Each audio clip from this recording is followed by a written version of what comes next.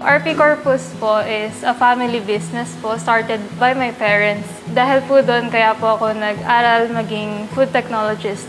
And I graduated from food technology from UST back in 2019. And ngayon, tinutulungan ko po yung parents ko sa business, sa pag-check po sa production, and also I became their R&D. And kaya po nagkaroon ng byproduct yung calamansi. And nagkaroon kami ng mga pastries and candies.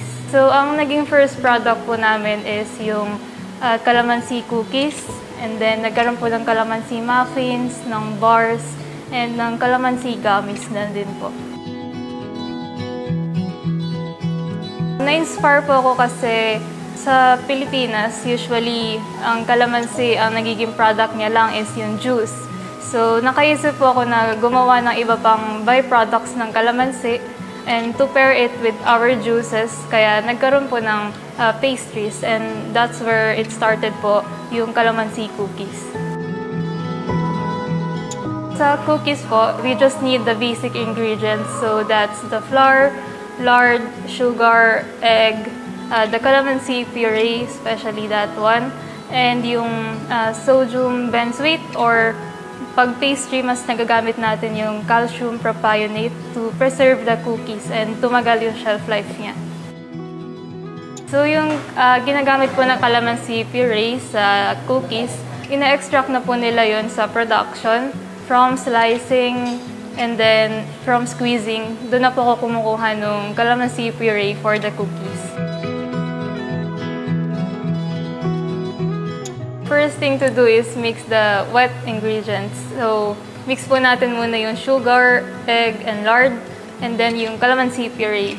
So, mix that well, and then i-mix naman natin yung dry ingredients. So, yun yung flour and yung calcium propionate. So, after po natin i-mix yung ingredients, so meron na tayong dough. Hindi na po natin siya i-chill, and it's ready for baking na.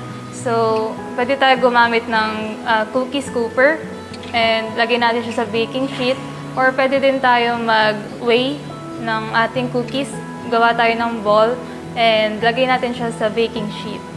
And next thing is to bake it sa oven. So, yung oven na preheat na siya for 170 degrees Celsius, and pwede na natin ipasok yung cookies for baking. And hintayin lang natin siya ma-bake for about 30 minutes, 15 to 30 minutes until golden brown yung cookies. Yung calamansi cookies natin is crunchy. Hindi siya chewy and soft kasi yung goal natin is para mapatagal yung cookies na hindi masyado gumagamit ng preservatives. And kapag mas crunchy or mas dry yung cookies natin, mas tumatagal siya ng ilang buwan.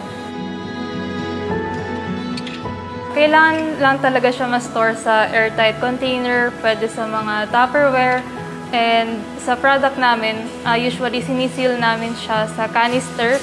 Merong seal yung jar or pinaplastic namin siya with sealed.